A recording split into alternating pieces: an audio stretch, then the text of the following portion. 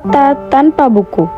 Pernahkah kau ke toko buku, perpustakaan, atau taman bacaan? Tidakkah kau merasa istimewa ketika berada di dalamnya? Di sekelilingmu ada berbagai tokoh dari dunia nyata dan khayal, tempat yang pernah kau kunjungi dan yang belum, informasi dan cerita dari masa lalu, masa kini, dan masa depan.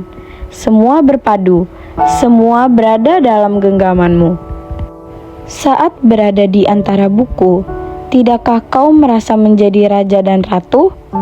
Ruang dan waktu seolah menyatu tanpa batas. Kau bisa terbang melintasi sekat negara dan melewati berbagai zaman.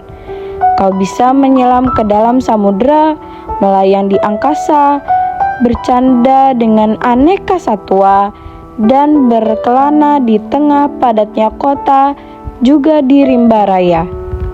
Kau tahu, buku adalah jendela dunia, kunci pengetahuan, dan pintu wawasan.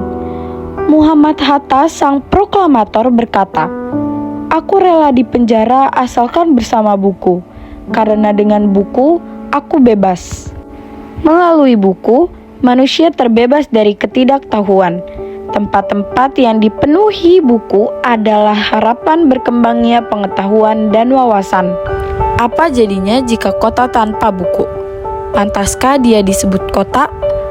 Di kota itu, mungkin kabar datang dari sumber lain, dari koran, televisi, atau internet. Mungkin informasi dan cerita datang dari cerita nenek moyang, bagai dongeng-dongeng sebelum tidur.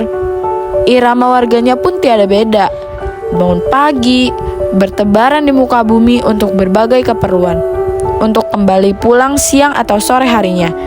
Setelah itu, mereka berangkat tidur dan memulai lagi hari berikutnya.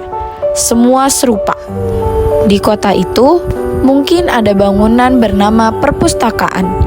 Di dalamnya, buku-buku berderet dalam rak yang tak terjamah. Tiada tangan meraih dan membuka halaman demi halaman dengan sukacita.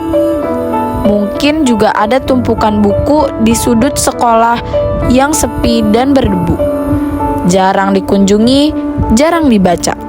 Buku-buku di sana teronggok tanpa nyawa. Bagaimana dengan kotamu? Mungkin kau tinggal di tengah kota yang megah, atau di gang sempit, di desa terpencil, di sisi pesisir, atau di kaki gunung. Adakah perpustakaan, taman bacaan, atau toko buku di dekat rumahmu? Jika ada, apakah tempat itu menjadi wadah berkumpulnya anak-anak dan warga, menjadi pusat berkembangnya wawasan dan pengetahuan, atau hanya menjadi pajangan? Maukah kau menjadi orang yang menghidupkannya?